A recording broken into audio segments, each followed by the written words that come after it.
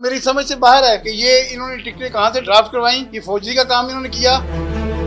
Tickets के ऊपर वाज़ह तौर पे बल्लेबाज का निशान है। पाकिस्तान तहरीक इंसाफ का नजरियाती का शेर अफजल मरवत बैरिस्टर गोहर ये आपके उम्मीदवार नहीं है। ये भी इल्जाम लगाते हैं लोग कि सौदाबाजी हुई। मैं लानत भेजता हूँ उस पर, सौदेबाजी पे लानत भेजता हूँ और सौदा करने वाले पे लानत भेजता हूँ। अल्लाह ताला उसको उस पर अजाब नाज़िल करे जो सौदेबाजी करते हैं।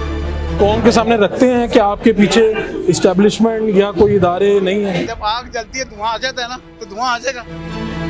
अगर वो आपको ऑफर करे तो कोई मर्जर अभी भी हो सकता है। वो कहते हैं ईवान में जाने से बेहतर है कि अब कब्र में जाने का प्लान करें आप। 12-1 बजे के बाद से तमाम चैनल्स पे कुछ अफवाहें गर्दिश कर रही थी कि पीटीआई के उम्मीदवारान पीटीआईएन की टिकट लेके आरोज के पास जा रहे थे।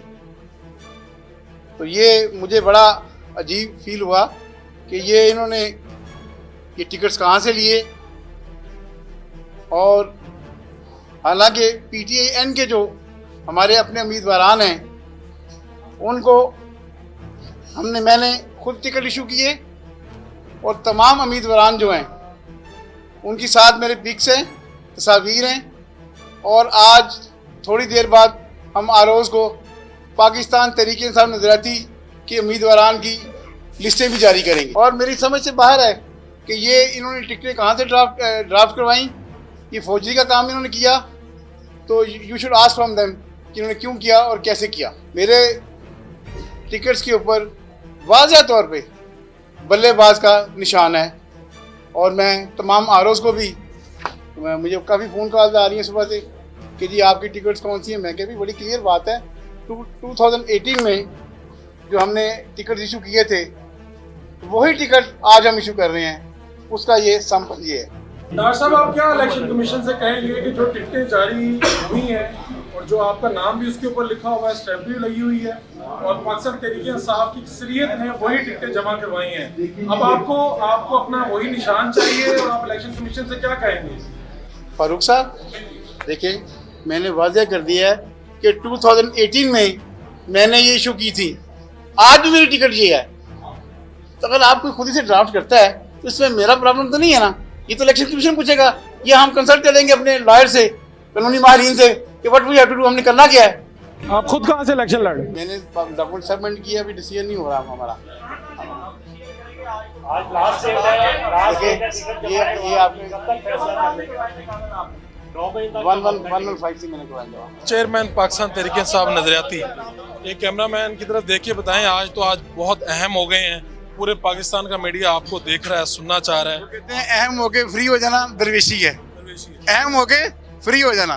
तो हमने तो आपसे 1-1.5 साल पहले बात की, क्यों नहीं, और पूरा इंटरव्यू किया था आपने कि जमात को उसकी सही, बुनियाद और सारी बातें पूछी। सही। तो मैं जानना ये चाह रहा हूँ कि ये अचानक जी। हुआ क्या कि वो कोई टिकट कोई निकाल के लाया, टिकटें जमा हुई, उसके ऊपर अफ्तर इकबाल डाल स्टैम्प्स लगी हैं, चीज़ें लगी हैं। तो आप कह रहे हैं कि ये सारी जो टिकटें जमा हुई हैं वो फेक जमा हुई हैं? हाँ, ये मैंने पहले भी क्लियर किया कि you should ask from them कि आपने क्यों किया, कहाँ से आया, कैसे हुआ। यानी आप पाकिस्तान तहरीक इंसाफ का नजरियाती का शेर अफजल मरवत बैरिस्टर गोहर ये आपके उम्मीदवार नहीं है? जी मेरे उम्मीदवार मेरे अपने उम्मीदवार हैं जिनकी हम आरोप अभी लिस्ट जारी करने वाले हैं। और मेरे घर पे लोग मेरे से टिकट लेके हैं, उनकी स्नैप्स हैं, पिक्चर है उनकी। तो आपसे टिकट जो लेके आएंगे टोटल लोग कितने हैं? आई होप मेरे कितने मेरी टिकट होंगे? अराउंड 150। अराउंड 150 हो गया। आपने कहा कि ये जो आपका मुआहदा सामने आ रहा है जिसपे आपकी स्टैंप लगी हुई है, आपके साइन हुए हुए? नहीं, मेरे साइन नहीं, मेरे साइन नहीं, मेरे sign fake sign. Fake sign. आपका कोई मुआहदा नहीं हुआ कि 8 सीटें पाकिस्तान तहरीक इंसाफ? मेरा कोई मदद नहीं, मेरा कोई मदद। पाकिस्तान तहरीक इंसाफ की जो क़यादत है, अगर वो आपको ऑफर करे तो कोई मर्जर अभी भी हो सकता है? मेरी बात सुने, वो कहते हैं ईवान में जाने से बेहतर है कि अब कब्र में जाने का प्लान करें आप, कब्र में बंदा सुरखरू होकर जाए। आपने कहा कि मुझे किसी ने लापता नहीं किया, किसी ने अगवा नहीं। नहीं, आप घर से खुद ही आ रहे हैं, सीधा आ रहे हैं? सीधा आ रहा हूँ। कोई सपोर्ट नहीं हासिल हुई, कोई किसी किस्म का मसला नहीं। और आप ये भी कौम के सामने रखते हैं कि आपके पीछे इस्टेब्लिशमेंट या कोई इदारे नहीं है? यार मैंने इस्टेब्लिशमेंट से क्या लेना देना है?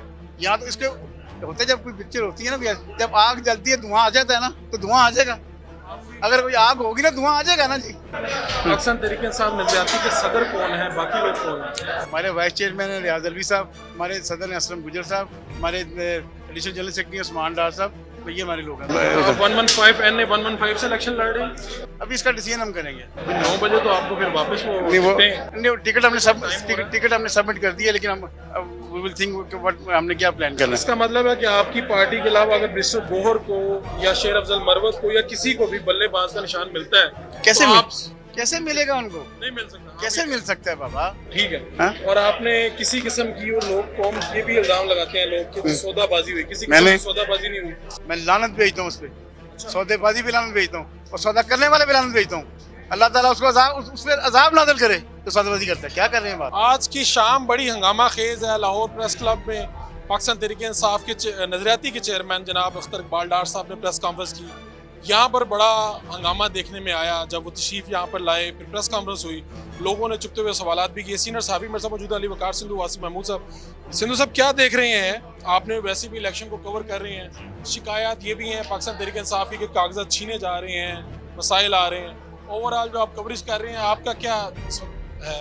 देखिए, जो बात आपने की है कि शिकायत सामने आ रही हैं वो बिल्कुल ठीक है। आपने भी देखा, हमने भी देखा और फील्ड में भी हमने इवन दो कि यहाँ तक हुआ हमारे साथ कि रिटर्निंग ऑफिसर्स के दफ्तर के बाहर जो पुलिस एहलकार तैनात थे वो कागजात नामजदगी चेक कर रहे थे कि ये किसके हैं, आप कहाँ से आए हैं, कौन हैं। तो बहुत सारे लोगों के साथ वहाँ पर हाथापाई भी हुई पुलिस के रिटर्निंग ऑफिसर के दफातर के बाहर भी।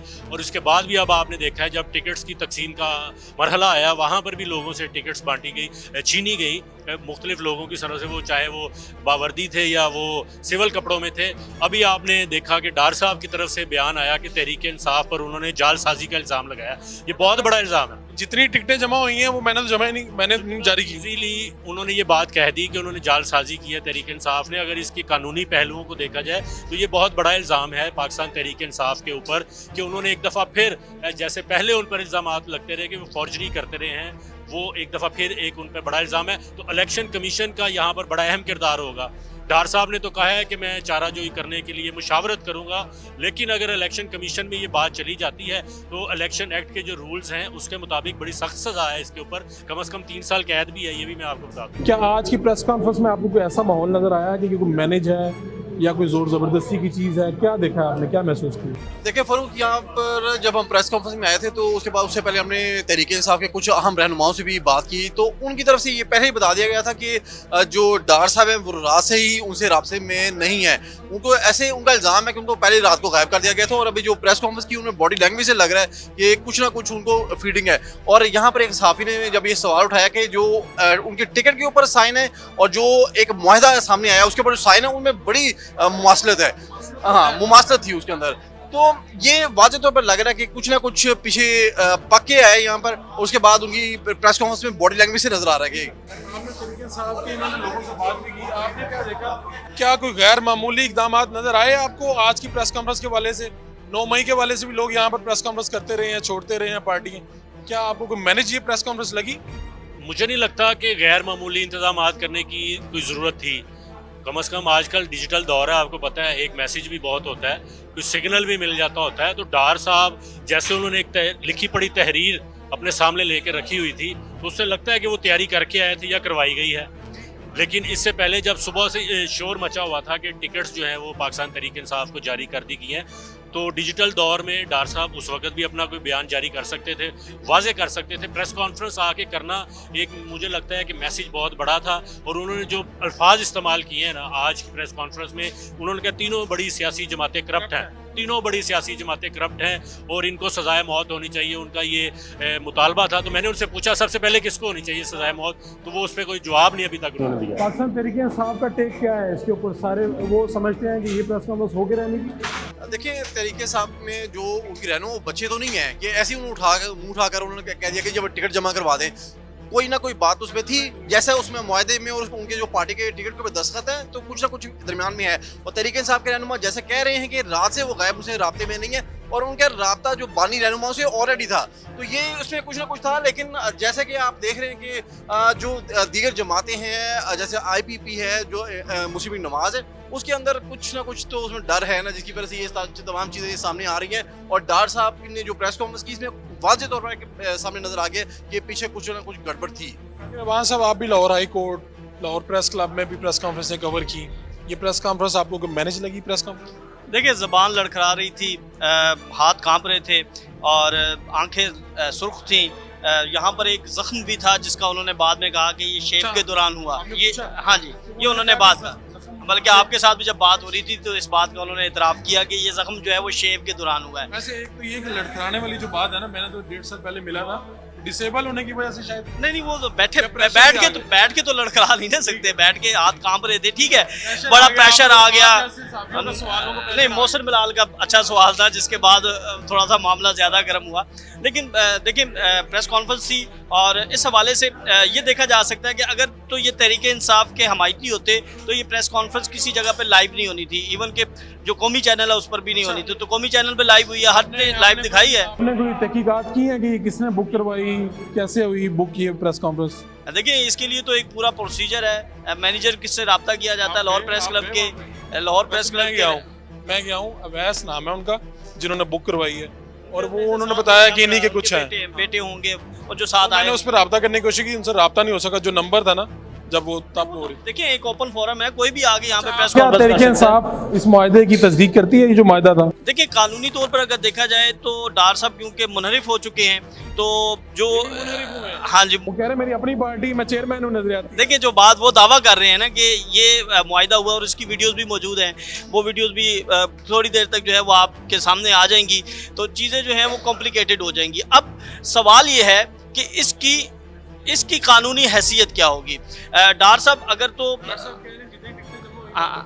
ये डार साहब जो बयान दे रहे हैं कानूनी हैसियत उसी की मानी जाएगी और उसी चीज़ को, असल जो मुद्दा था वो मुतलाज़ा करना था, इस डेट को थोड़ा सा एक्सटेंड करना था। तो मुझे ऐसे लग रहा है कि ये डेट थोड़ी सी एक्सटेंड होगी टिकटें जमा करवाने की।